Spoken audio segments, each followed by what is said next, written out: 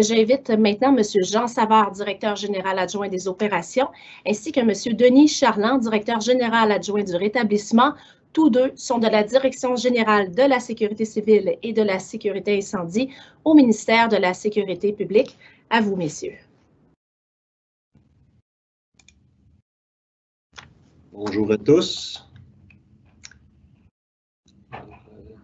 Merci d'être là. Je vais commencer la présentation.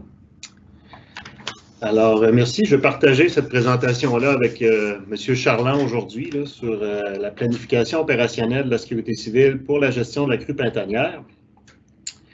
Je vais vous présenter en gros aujourd'hui nos différents outils, la façon dont au sein du gouvernement on se prépare à cette crue-là annuellement et l'implication des partenaires aussi et qu'est-ce que pourraient faire aussi vos directions régionales en appui à cette préparation-là. Donc, la mission, on tenait à vous présenter la mission du ministère aujourd'hui, parce qu'il y a un élément important dans la mission du ministère qui est d'assurer de concert avec nos partenaires. Alors, vous allez voir que tout au long de la présentation, je vais faire souvent référence à nos partenaires en sécurité civile, parce que c'est sûr qu'au MSP, on joue un rôle de coordination, de soutien avec l'ensemble des ministères du gouvernement auprès des municipalités, mais c'est une responsabilité en sécurité civile qui est partagée avec différents acteurs. Alors, nos partenaires sont au premier plan dans toutes nos actions.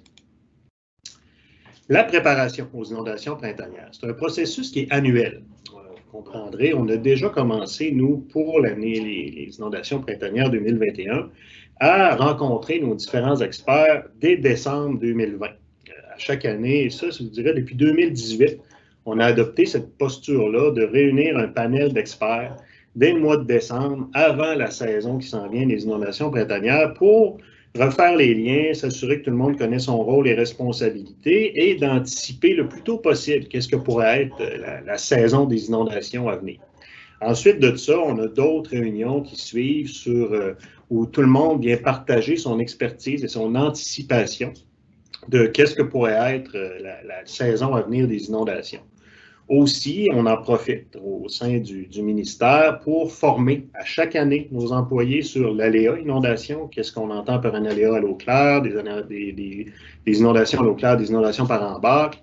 Ensuite, qui vient un cumul de l'ensemble de l'expertise. On arrive au mois de mars. Généralement, c'est vers la mi-mars où on va réunir l'ensemble des experts, nos directions régionales, les partenaires de différents ministères pour mettre en commun notre vision de ce qu'on voit venir au niveau de la saison des inondations. Quand je disais que c'est un processus annuel, à l'été, à l'automne, vous savez, quand on a des inondations printanières, qui souvent, on a déjà vu ça 2017-2019, qui s'étirent quasiment jusqu'au mois de juin, par la suite, on prend un temps d'arrêt pour voir quelles bonnes pratiques ont été mises en place. Vous savez, des inondations printanières importantes amènent son lot de défis. Amène des initiatives, des nouveaux partenariats qui se développent. Alors nous, c'est important de capter l'ensemble de ces bonnes pratiques-là, de prendre un temps d'arrêt et de s'assurer que pour la saison qui suit par la suite, on met en application encore ces bonnes pratiques-là et qu'on se base sur ces initiatives qui avaient été prises la saison précédente pour améliorer toujours notre prestation et notre planification en vue de l'aléa inondation. Les organisations qui sont vraiment, que vous entendez souvent parler, je sais que pour vous, pour certaines personnes ici, pour plusieurs d'ailleurs, ce ne sera pas nouveau, mais quand même, il y a des organisations au sein du MSP qui jouent un rôle important dans le domaine des mesures d'urgence. Là, je vais vous parler ici du Centre d'opération gouvernementale, le COG, qu'on entend parler. COG est une entité 24/7, 365 jours par année. Principale mission du COG, c'est une veille sur l'ensemble du territoire québécois. Anticipation, quand on parle d'inondation, anticipation de l'aléa inondation à l'aide de différents outils dont je vais vous parler tantôt, en présence d'outils sur le territoire. Et en plus de la veille, de l'anticipation, le COG aussi alerte à l'aide des liens qu'on a avec les différents partenaires, que ce soit les municipalités, les services incendies, les différents ministères. Le COG peut alerter les directions régionales, les municipalités et aussi à l'aide de différents outils d'alerte, on est capable d'alerter les partenaires. Un autre lieu qui peut être soit physique ou virtuel, un lieu qu'on entend de plus en plus parler aussi, c'est le Centre national de coordination gouvernementale. Physiquement, c'est attenant au COG au sein du ministère de la Sécurité publique, mais on peut dépendamment de la région, on pourrait bouger le Centre national de coordination. D'ailleurs, en 2017, le Centre national avait été ouvert à Montréal. Bref, au COG et le CNCG. Le CNCG, lui, joue un rôle de coordination de l'information. C'est le lieu où l'ensemble des ministères ont un siège et peuvent être présents pour venir soutenir l'ensemble des organisations régionales de sécurité civile. C'est le lieu où sont produits nos topos pour informer les autorités. C'est le lieu aussi où il y a des sièges pour nos partenaires privilégiés. Des associations telles que l'ACSIC peuvent déployer des gens chez nous. Des ministères fédéraux aussi peuvent venir apporter leur contribution. Donc, on a au niveau national le CNCG et vous entendez sûrement parler au niveau des municipalités, souvent dans nos organisations régionales, les centres régionaux de coordination qui sont les CRCG. Ce qui m'amène ici à vous parler de nos directions régionales de sécurité civile, sécurité incendie, telles que Mme Petit le disait tout à l'heure. Ce sont les portes d'entrée pour l'ensemble des questions, des enjeux en sécurité civile. Ce sont vos partenaires en région au niveau de la sécurité civile. C'est là aussi qu'on retrouve nos centres régionaux de coordination gouvernementale. Donc, ce sont tous des lieux physiques ou des entités qui permettent d'être très efficaces pour assurer une saine coordination, puis une coordination efficace en vue de la saison des inondations à venir. Les différents mécanismes de coordination et de concertation, encore là, beaucoup de gens connaissent ceux-là, mais c'est quand même bien de les répéter à chaque année pour que les gens comprennent bien qu'il n'y a rien d'improvisé dans la façon dont on travaille. Au niveau municipal, c'est certain, on est les organisations municipales de sécurité civile où sont les premiers responsables sur leur territoire de la réponse, de la préparation de la réponse et aussi du rétablissement en vue de la saison des inondations. On a aussi nos organisations régionales de sécurité civile qui, d'ailleurs, comme vous le savez, sont mobilisées là, très activement depuis le début septembre pour faire face à la deuxième vague de pandémie. Et c'est au sein même de ces organisations-là aussi que s'effectue une préparation en vue de la prochaine saison des inondations printanières. Et à terme, aussi en haut de tout ça, on a l'Organisation de la sécurité civile du Québec, qui est coordonnée par Mme Petit, coordonnatrice gouvernementale de la sécurité civile. Et vous allez retrouver l'ensemble des ministères organismes qui sont là à se préparer pour venir en soutien à l'ensemble des municipalités du Québec pour qu'à terme, si jamais il y avait des inondations, que leurs conséquences soient le plus minimum possible. Les différents outils. Tout à l'heure, je disais que le COG est capable d'anticiper des sources d'informations et c'est des sources d'informations qui sont disponibles aussi au grand public et à l'ensemble des partenaires. On a le fameux outil Vigilance pour le suivi des inondations. Vous en avez une image ici, là, lorsque dans un secteur, les rivières passent en seuil mineur ou seuil moyen ou seuil majeur en inondation, le secteur change et lorsque vous cliquez directement sur la carte, vous avez accès à des débits niveaux dans certaines rivières et même sur certains cours d'eau, on a même l'anticipation des prévisions de ce qui s'en viendrait selon les quantités de pluie qui sont attendues, la fonte, etc.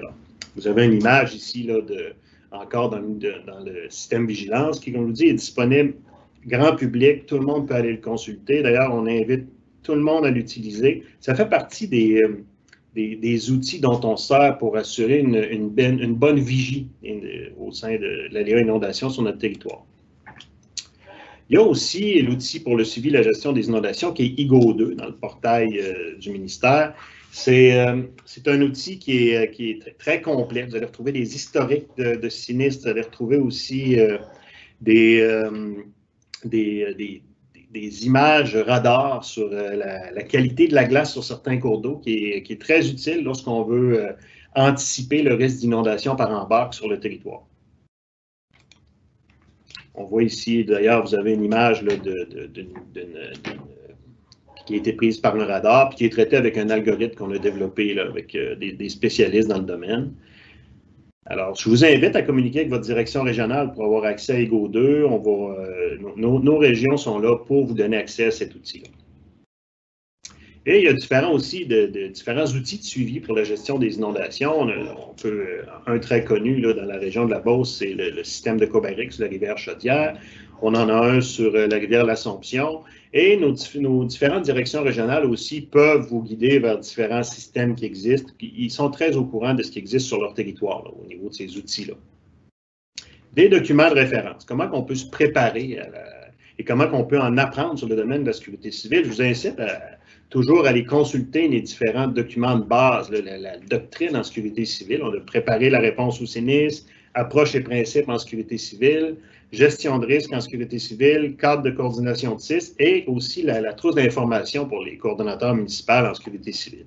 C'est tous des documents de référence qu'on aurait tous intérêt lorsqu'on a un nouveau venu dans notre organisation qui travaille en mesure d'urgence. C'est la lecture et de bien comprendre ces documents-là sont une excellente base pour être rapidement actif et performant dans le domaine. Pour ce qui est de l'évaluation des risques liés à la crue printanière 2021, écoutez, je ne suis pas devin, je ne pourrais pas vous dire exactement comment ça va se passer cette année. Les discussions qu'on a avec nos différents experts est de constater que présentement, la quantité de neige est moindre que la moyenne annuelle. Les cours d'eau sont généralement en lente décrue. C'est sûr que le redout qu'il y a eu au temps des fêtes a diminué le couvert de glace dans la majorité des rivières là, sur le secteur. On remarque toutefois une grande quantité d'eau au niveau des lacs en haut, des apports d'eau au niveau des grands lacs. Il n'y a rien d'alarmant. C'est encore très tôt pour anticiper ce qui pourrait arriver. Mais soyez assurés que dès qu'on a une réunion avec nos experts et qui ont assez de données pour nous fournir de l'intelligence assez importante, le Centre d'opération gouvernementale publie toujours un bulletin d'information sur l'état de ce qui est anticipé au niveau de la crue. Alors, il va en avoir un au mois de février et le prochain par la suite suivra en mars lorsqu'on aura une plus fine lecture de ce qui pourrait venir. Merci. Maintenant, je vais passer la parole à mon collègue, M. Charland. C'est ça, je suis Denis Charland, je suis directeur général adjoint du rétablissement depuis avril 2019. Alors, je suis très heureux de m'être rejoint à l'équipe et de faire partie de cette belle famille qu'est la sécurité civile. En fait, là, je vais vous présenter un peu comme Jean, mais je vais vous expliquer un peu qui nous sommes, puis en fait aussi comment on se prépare effectivement pour un sinistre de plus ou moins grande envergure. Et aussi, de façon un peu plus long terme, parce que Katia l'a un peu mentionné ce matin, là, vers où on se dirige, vers où on se projette dans le futur, compte tenu de ce qu'on a vécu, puis compte tenu aussi des besoins qui ont été signifiés par nos clientèles. Donc, en tant que directeur général, l'équipe du rétablissement, notamment, là, est responsable de la mise en œuvre du programme d'aide financière que certains connaissent, là, qui est mis en œuvre par arrêté ministériel lors de sinistres. Ça peut être toute forme de sinistre, effectivement. Dans les dernières années, on en a connu quelques-uns, des petits et des gros. Je vais revenir sur les plus gros tout à l'heure. Évidemment, on gère les réclamations des sinistrés du départ de la demande d'indemnisation d'aide financière jusqu'au paiement final. Donc, c'est notre responsabilité. Puis, un peu ce que Katia et Jean ont dit tantôt aussi, tout à l'heure, le rétablissement comme tel là, dans son ensemble. Donc, si on va à la prochaine acétate, ici, on dit que la prise en charge des sinistrés représente un enjeu de taille pour le ministère, dans le sens où, bon, évidemment, dans la mission du ministère et de façon spécifique dans la mission de la direction générale, notre rôle à nous, au rétablissement, c'est de faciliter, de faire en sorte que le retour à la vie normale de la population sinistrée se fasse dans les meilleures conditions possibles. Donc, fort de cette mission-là, aussi, on a regardé, en fait, qu'est-ce qu'on faisait dans le cas où, dans les dernières années, je vous donne des chiffres là, à titre d'exemple, parce que c'est quand même des chiffres importants. Là, en 2017, on a connu des inondations d'au-delà de 6200 dossiers, dont 153 municipalités ont réclamé de l'aide financière pour un accord, là, pour un financement d'au-delà de 285 millions de dollars. C'est quand même beaucoup d'argent. En 2019, 2 ans plus tard, on a eu 7688 dossiers, dont 178 municipalités pour de l'aide financière de 431 millions. Donc ça, ces données-là, cette réalité-là nous a fait prendre connaissance qu'on avait certains défis à relever par rapport à notre prestation de service. Et ça, je vais y revenir un peu plus tard, là, mais fort de cette expérience-là aussi, dans le sens où nous, notre offre de service, la prestation électronique qu'on donne aux sinistrés est en partie, je veux dire en partie électronique. Donc, on a un objectif ministériel aussi de ramener l'utilisation de ces outils-là à plus de 50 %, ce qui sont actuellement à 24 là, si on regarde les 2 dernières années. Donc, si on peut aller à l'autre acétate. Fort de cette mission-là et inspiré de la mission et fort de l'expérience qu'on a eue dans les 2 derniers sinistres, on s'est questionné sur comment on faisait les choses puis vers où on voulait aller en fait. Donc, la mission, c'est assez clair, c'est effectuer la préparation et la vérification de l'admissibilité, évidemment, aux différents programmes, notamment le programme général d'indemnisation, pour certaines clientèles qui sont visées par le programme, donc les particuliers et aussi les entreprises, les bâtiments locatifs et les municipalités. Donc, ces clientèles-là font appel au programme en cas de sinistre, mais on s'est questionné, bon, est-ce qu'on fait les choses de façon optimale? Et les besoins aussi étaient de plus en plus criants vers une offre de service de plus en plus électronique, de plus en plus facilitant en termes d'accessibilité et d'utilisation. Donc, fort de la mission qu'on s'est donnée, qui est donnée à la direction, on s'est questionné, puis on a fait un travail d'équipe sur, ça c'est la prochaine acétate, là. En fait, vous savez, là, il y a toujours une vision, puis des valeurs. Ce n'est pas des thèmes qui sont galvaudés, mais je trouvais ça important qu'on le fasse en équipe où, en fait, fort de ce qu'on a vécu, puis aussi inspiré de ce qui se faisait depuis longtemps à la direction, la vision, on a dit, il faudrait s'inspirer des besoins des sinistrés qui sont signifiés de toutes sortes de façons là, par soit le protecteur du citoyen, des sondages qu'on fait de façon continue, ou même des plaintes qui sont portées à notre attention. Et les commentaires qu'on reçoit, on s'inspire des besoins. C'est important parce que, en fait, c'est notre premier client, évidemment. Comment on les accompagne aussi dans tout le processus? Focusser là-dessus, essayer d'identifier des gestes à valeur ajoutée pour eux, les accompagner versus des gestes plus administratifs. Continuer à s'améliorer dans nos programmes et nos processus. Je pense qu'Atia, ce matin, elle a dit qu'on est en train de réviser le programme. On est en constante révision au niveau des modalités. Évidemment, moderniser notre offre de service. Puis pour accompagner ou pour appuyer cette vision-là, on s'est donné des valeurs. Bon, on n'a pas inventé la roue, mais il reste qu'on se reconnaît là-dedans, les valeurs de transparence, cohérence, évidemment, rigueur, équité. Et là, il y a des mots qui sont plus porteurs, comme empathie, bienveillance. La bienveillance, c'est une notion qui est très liée avec l'accompagnement des sinistrés, la diligence et la civilité. Ces valeurs-là, en fait, aussi font en sorte qu'on amène la direction vers, on a parlé tantôt avec Jean, là, des partenaires externes, des collaborations aussi entre les ministères et organismes et aussi les autres secteurs du ministère. Exemple, dans le cas de sinistres importants en 2019, on a fait appel à des prêts de services, à des partages d'informations avec certaines organisations qui nous permettent d'être plus efficaces. Évidemment aussi, un questionnement sur les rôles et responsabilités, le partage de ces rôles-là avec certains joueurs comme le ministère des Affaires municipales ou le ministère, historiquement, le ministère de l'Économie et aussi le MAPAC. Donc, ce qu'on fait, c'est qu'on identifie en fait avec eux, ces joueurs-là, des clientèles qui ils pourraient être pris en charge par ces ministères-là dans le but d'avoir une approche plus coordonnée, plus élargie de notre offre de service. Donc, l'acétate suivante, on parle ici, en fait, d'une responsabilité qui est aussi dévolue, c'est par rapport au plan national de sécurité civile.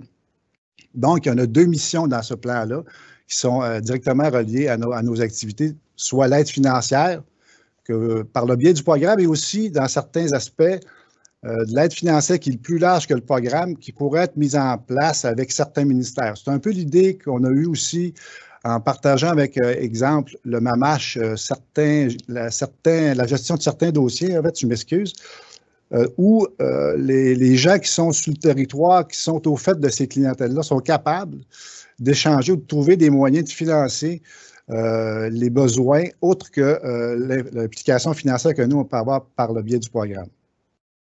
L'autre mission du plan national dont on est responsable, évidemment, c'est le soutien aux personnes sinistrées. Donc, on essaie de voir dans la prestation gouvernementale, en lien avec les municipalités, comment on peut soutenir les personnes sinistrées de quelque façon que ce soit. La façon la plus connue que vous pouvez facilement avoir durant les sinistres, c'est l'implication notamment de la Croix-Rouge, mais sachez qu'il y a certaines activités, il y a certains gestes qui sont posés où les municipalités sont impliquées. On essaie en fait de mettre en lien les services gouvernementaux avec les municipalités pour les sinistrés. Là, moi, visuellement, là, je ne vois pas les acétates. Je serais rendu à la modernisation de notre prestation de service aux sinistrés. Oui, merci. Oui, c'est parfait.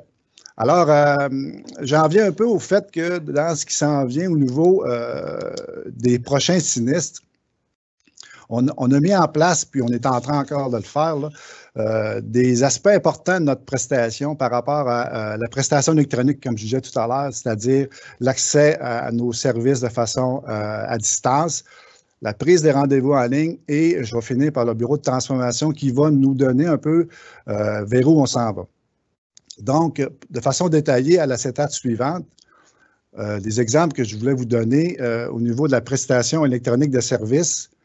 Oui, merci. C'est en fait la création d'un compte utilisateur. Donc, ceux qui font affaire déjà avec les services gouvernementaux, vous savez que c'est une pratique là, au niveau de l'authentification et de la sécurité de l'information. C'est un élément qui est présent, qui est important.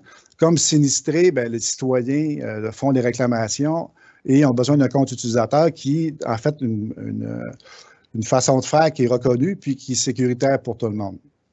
Le formulaire de réclamation, lui, en fait, il est omniprésent dans le sens où il évolue au fil du temps, mais on a travaillé très fort avec notre système actuel là, pour le revoir et faire en sorte qu'il soit de plus en plus convivial pour permettre aux sinistrés d'être en mesure de compléter le plus possible par lui-même. C'est toujours l'objectif, le maximum d'informations et que l'information soit saisie ou transmise au ministère pour le traitement le plus rapide possible. Et évidemment, avec la réclamation, toujours de transmission de documents qu'on appelle la gestion électronique des documents, la GED, qui vient accompagner ces réclamations-là. Les communications aller-retour avec ça, c'est un élément important parce que souvent, on échange d'informations informellement, courriel, téléphone, etc. Les communications qui sont constantes avec les analystes qui sont attitrés au dossier. Le tableau de bord, lui, qui permet aux sinistrés de voir où sont rendus, en fait, qu'est-ce qu'il y a déposé, de constater s'il y a des écarts, etc., de pouvoir modifier ces éléments-là. Évidemment, on a le souci de l'avancement du dossier où on est rendu, autant pour les sinistrés que pour nous, et aussi, en même temps, en appui de ça, l'historique des dossiers.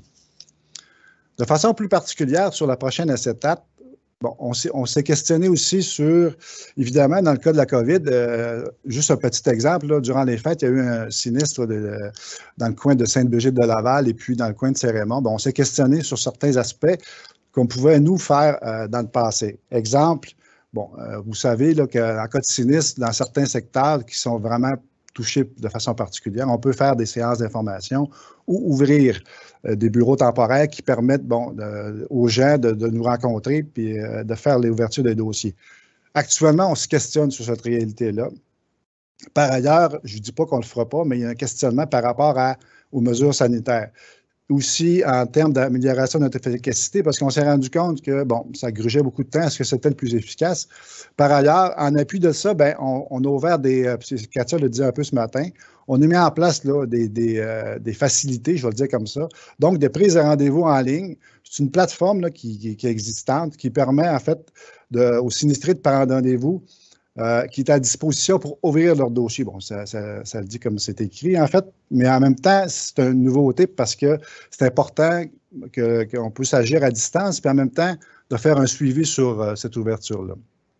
On accompagne aussi les sinistrés de façon téléphonique dans l'ouverture de la réclamation parce que, c'est pas toujours facile, il y a des clientèles qui sont plus vulnérables, etc.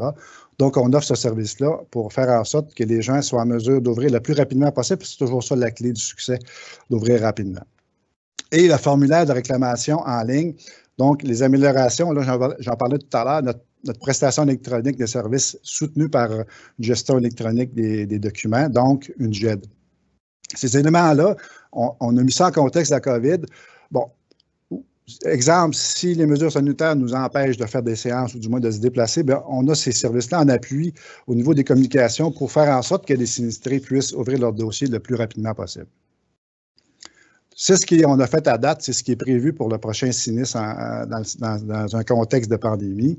Maintenant, on s'est questionné à long terme, puis Katia en parlait un peu ce matin, sur vers où on s'en va. Donc, ça, c'est la prochaine étape, où on a créé un bureau de transformation, en fait, pour faire en sorte que peu importe le sinistre, peu importe les événements, ce bureau-là va prendre en considération, va s'affairer à effectuer le changement numérique de notre prestation électronique de service. Donc, dans les grandes étapes de ce bureau-là, on parle d'analyse des besoins, dans le sens où on a identifié nos parties prenantes, soit les employés, surtout les citoyens, les partenaires et puis les gestionnaires. On a fait une analyse de besoins, OK, pour évaluer des solutions qui existent sur le marché. Parce que, de façon générale, suite aux analyses qu'on a faites, puis suite au vécu des grands sinistres, on se rend compte que notre prestation de service elle ressemble beaucoup à ce qui se fait dans l'assurance en général. Donc, je vous dirais qu'actuellement, ce qu'on regarde, c'est un peu ce qui se fait sur le marché en termes d'assurance. Puis au niveau des assureurs privés, bon, on comprend qu'ils ont une longueur d'avance. Pour certains d'entre vous qui ont dû faire affaire avec vos assureurs, on constate que souvent c'est numérique et la capacité de traitement de ces compagnies-là, de ces assureurs-là, est importante, puis est au goût du jour. Donc, on va s'inspirer de ce qui se fait à cet égard-là pour aller voir, nous, comment on peut implanter, comment on peut importer tout ça chez nous. Le bureau de transformation a permis, évidemment, l'embauche de ressources qui sont vraiment en termes projet, en thinking projet, pour amener notre offre de service ailleurs. Le dossier d'opportunité, c'est une étape importante. On présente au gouvernement, en fait, l'opportunité de notre projet pour arriver à un financement et un dossier d'affaires qui va nous permettre d'implanter la solution qu'on aura choisie suite aux analyses qu'on va avoir effectuées sur le marché d'assurance. Cette étape suivante, qui est la dernière, en fait, je viens préciser ici que les besoins, comme je disais tout à l'heure, ont été évalués avec les bénéfices escomptés pour chacun des parties prenantes, les sinistrés, les partenaires, évidemment, les employés et les gestionnaires. Ça fait pas mal le tour à ce qui me concerne. Je ne sais pas si vous avez des questions. Merci beaucoup, M. Savard et Charland, pour votre présentation. On a appris beaucoup de choses, notamment sur cette nouveauté qui est très importante, soulignons-le. Donc, la prise de rendez-vous en ligne pour les sinistrés, toutes les améliorations qui ont été faites. Maintenant, je passe la parole à Mireille Gagné pour la période de questions. Merci. Plusieurs questions ont été publiées. Notamment, on se demande, est-ce que la prestation électronique est adaptée à toutes les clientèles, M. Charland? Quand vous dites clientèle, en fait, ce qu'on vise, c'est le plus large possible. Là. On vise surtout, en fait, les particuliers, je vous dirais, et les entreprises qui sont nos principaux clients en frais de nombre. Là. Je vous dirais que les municipalités vont peut-être pris en charge un peu plus tard, dans le sens où on va voir si, en fait, ça va dépendre du processus qu'on va choisir, mais je vous dirais que principalement, ce sont les particuliers qui sont des citoyens, personnes morales, personnes physiques, là, notamment pour les entreprises. Je ne sais pas si ça répond à la question. Merci. J'espère que oui. Je pense que oui. J'ai une autre question qui s'adresse peut-être plus à M. Savard. C'est au niveau de Réco-Québec qui pose la question, est-ce que les grandes conséquences détaillées dans les meilleures pratiques de continuité sont couvertes dans cette démarche? On parle non seulement de la perte d'accès aux sites et aux services essentiels, mais également de la perte d'effectifs, la perte des systèmes TI, la perte des fournisseurs clés, etc. Est-ce que dans la démarche, tout ça est pris en compte?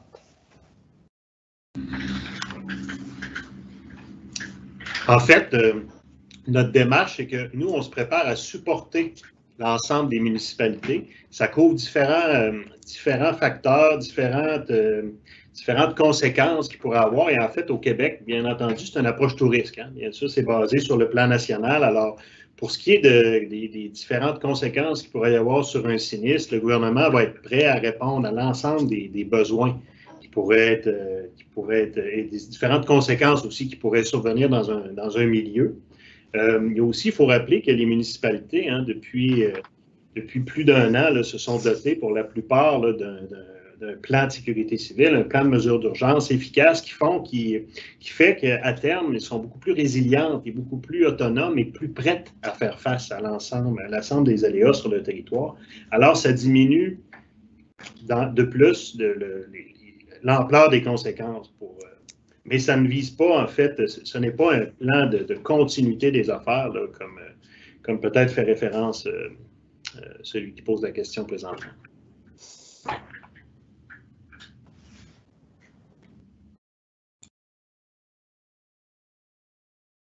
Merci.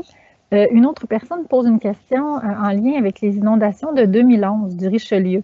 Vu la fonte tardive, le couvert de neige qui était important, tout ça, est-ce que excusez-moi un petit instant. Est-ce que le bassin versant du lac Champlain était le seul évacuateur possible pour le Richelieu, là? Je ne sais pas si vous êtes en mesure de parler un petit peu des inondations de 2011, M. Savard, là. C'est vous qui étiez présent à l'époque. Oui, j'étais présent à l'époque et en fait, c'était une conjugaison d'une grande quantité de pluie en lien avec la fonte qui avait lieu sur une grande quantité de neige présente aux États-Unis qui faisait que le lac Champlain se déversait effectivement dans le Richelieu, conjugué aussi à un niveau très élevé au niveau du fleuve Saint-Laurent, ce qui faisait que le Richelieu avait de la misère à s'évacuer. Mais de là à dire si c'était le seul et tout ça, je pense qu'il faudrait plus consulter, nous, nos experts à ce niveau-là. Il y a toujours différents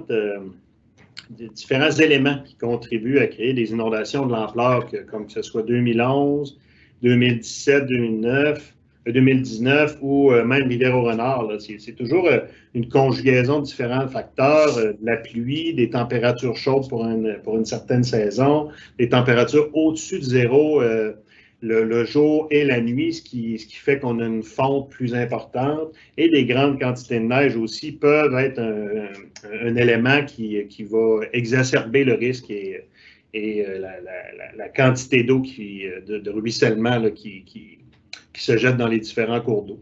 Mais j'ai pas en ce moment, je ne pourrais pas vous dire finement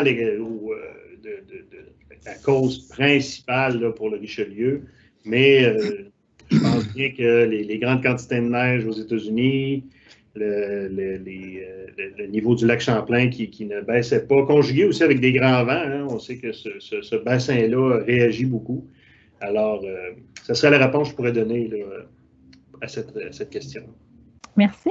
J'ai une autre question pour vous. Est-ce qu'un guide pour aider les municipalités à se préparer aux inondations est existant?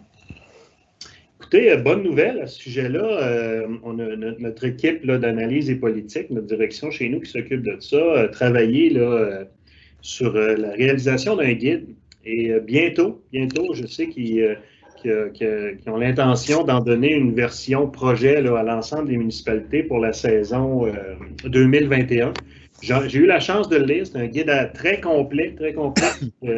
Les municipalités pourront s'approprier et faire aussi et s'assurer que les différents partenaires, autant dans les municipalités qu'au sein du gouvernement, les gens s'approprient son contenu. J'ai bien hâte d'ailleurs que cette version-là soit disponible.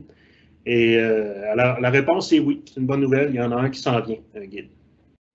Merci. Vous avez parlé des différents outils là, mis à la disposition des partenaires, tout ça, pour notamment là, se préparer aux inondations. On nous a posé la question à plusieurs reprises, est-ce que l'outil IGO 2 est seulement disponible pour les gens du ministère à l'interne du gouvernement provincial ou c'est aussi disponible là, pour les municipalités, pour vos clientèles externes? En fait, oui, c'est disponible pour les municipalités. C'est disponible, oui, bien sûr, pour les différents partenaires du domaine de la sécurité civile. Puis ça inclut les ministères, les municipalités. Vous n'avez qu'à faire la demande auprès des directions régionales. Mme Petit, tout à l'heure, faisait référence qu'on est rendu à 11 directions régionales dans la province. N'hésitez pas à les contacter. Puis d'ailleurs, contacter votre direction régionale, assurer les liens à ce niveau-là, fait partie aussi d'une bonne préparation à l'aléa des inondations printanières. Mais n'hésitez pas, nos directions régionales peuvent donner justement l'accès à IGO 2. Merci. J'aurais une autre question pour vous aussi, je pense encore. Je m'excuse, M. Charland, je pense que les opérations ici, ça va être un petit peu populaire. Comment comptez-vous soutenir les municipalités qui ont peu de données sur les risques sur leur territoire dans l'élaboration de leur plan de mesures d'urgence afin qu'ils soient admissibles aux prestations Fait que là, je n'ai pas de précision, malheureusement. Fait que je ne sais pas, là, ça peut toucher peut-être un petit peu chacune de vos directions, à chacun de vous deux. OK. Bien, écoutez, sans rentrer dans le détail, mais encore là, c'est le rôle de nos conseillers en sécurité civile. Si une municipalité, pour elle, ça représente un défi, l'élaboration de son plan de mesures d'urgence, n'hésitez pas à contacter l'ensemble de nos conseillers en sécurité civile, surtout le conseiller en sécurité civile qui est avec vous. IGO 2, dans IGO 2, on retrouve déjà des historiques sur les différents sinistres au Québec. Alors, déjà là, tu sais, en faisant le lien avec nos conseillers en sécurité civile, ils peuvent vous accompagner justement pour la réalisation de cet outil. Et ils pourraient vous donner aussi accès à IGO 2 et probablement qu'à cet endroit-là, vous allez trouver des historiques, puis ça permettra tout le moins de commencer une certaine analyse de risque pour voir ce qui est présent sur votre territoire. Merci. Merci, M. Savard. J'aurais une petite dernière question, peut-être, qui s'adresserait plus peut-être à M. Charland. Attendez-moi un petit instant. Bon, pour la prestation électronique, on en avait parlé là, pour les clientèles, tout ça. Au niveau des personnes âgées, est-ce qu'il y a quelque chose qui est envisagé? Oui, en fait, on a toujours le souci de l'accompagnement des personnes, sans dire qu'ils sont vulnérables, ça peut le devenir à certains égards. C'est sûr que dans notre prestation, on va aussi garder, on a un souci parce qu'on a un service public dans cet égard-là, on va toujours garder une façon peut-être plus papier, plus manuelle d'accompagner les gens.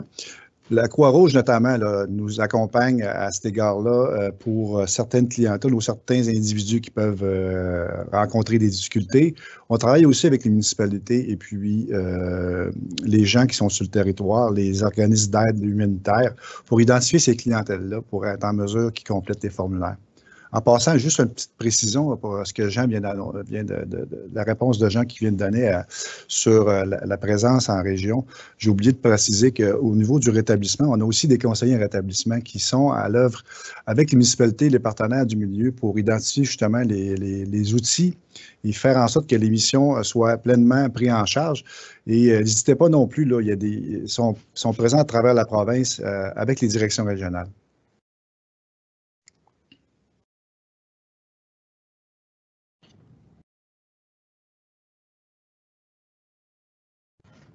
Merci. Je repasse la parole à Camille. Nous aurions terminé pour la période de questions. Merci. Merci.